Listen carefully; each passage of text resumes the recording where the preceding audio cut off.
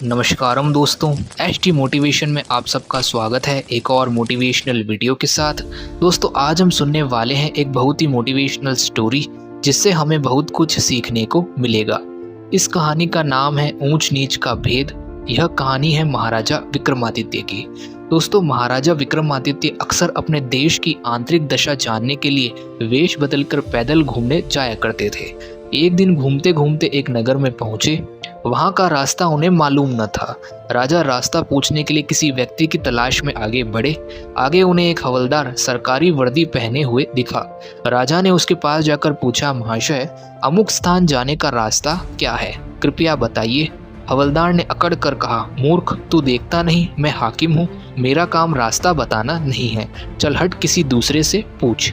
राजा ने नम्रता से पूछा, महोदय यदि सरकारी आदमी भी किसी यात्री को रास्ता बता दे तो कोई हर्ष तो नहीं है, खैर मैं किसी दूसरे से पूछ लूँगा, पर इतना तो बता दीजिए कि आप किस पद पर काम करते हैं।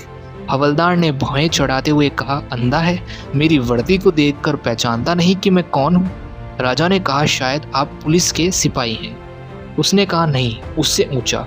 तब क्या नायक है? नहीं उससे भी ऊंचा। अच्छा तो आप हवलदार है। राजा ने कहा, मैं भी सरकारी आदमी हूँ। सिपाही की ऐंठ कुछ कम हुई। उसने पूछा, क्या तुम नायक हो? राजा ने कहा, नहीं उससे ऊंचा। तब क्या आप हवलदार हैं? नहीं उससे भी ऊंचा। तो क्या दरोगा है? उससे भी ऊंचा। हवलदार ने कहा, तो क्या आप कप्तान हैं? राजा ने कहा, नहीं उससे भी ऊंचा। सूबेदार जी हैं? नहीं उससे भी ऊंचा। अब तो हवलदार घबराने लगा। उसने पूछा, तब आप मंत्री जी हैं? राजा ने कहा, भाई बस एक और सीढ़ी बाकी रह गई है। सिपाही ने गौर से देखा तो साधारण वस्त्रों में महाराजा विक्रमादित्य सामने खड़े हैं। हवलदार के होश उड़ गए। वह गिड़गिड़ाता हुआ राजा के पांव पर गिर पड़ा और बड़ी दीनता से अपने अपराध की माफी मांगने लगा।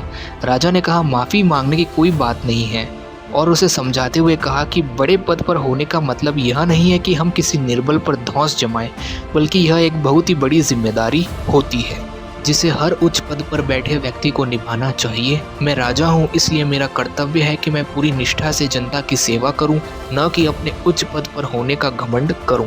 तुम भी अपने इस पद का दुरुपयोग न करते हुए पूरी ईमानदारी से लोगों की समस्याओं का समाधान करने का प्रयास करो, बजाय जनता को परेशान करने और अपने उच्च पद का घमंड करने के। और सभी लोगों को समान दृष्टि से देखने की भी सीख दी, बिना ऊंच नीच का भेद किए। दोस्तों एक बात सही कही गई है, विद्या विवादाय धनम मदाय शक्ति परेशान परिपीडनाय खलस्य साधु विपरीत मेतत ज्ञानाय दानाय च रक्षणाय। अर्थात दुष्ट व्यक्ति के पास विद्या हो तो वह विवाद करता है, धन हो तो घमंड करता है, और यदि शक्ति हो तो दूसरों को परेशान करता है। वही साधु प्रकृति का व्यक्ति विद्या ज्ञान देने में, धन दान देने में और शक्ति दूसरों की रक्षा करने में खर्च करता है। दोस्तों यह कहानी हमें यही सिखाती है कि चाहे हम जीवन में कितने ही बड़े क्यों न बने, हमें अपने हुनर का सही प्रयोग करना चाहिए। अपनी विद्या से दूसरों को ज्ञान का प्रकाश प्रदान करना चाहिए, धन को अच्छे कार्यों में लगाना चाहिए और शक्ति से निर्बलों की सहायता करनी चाहिए।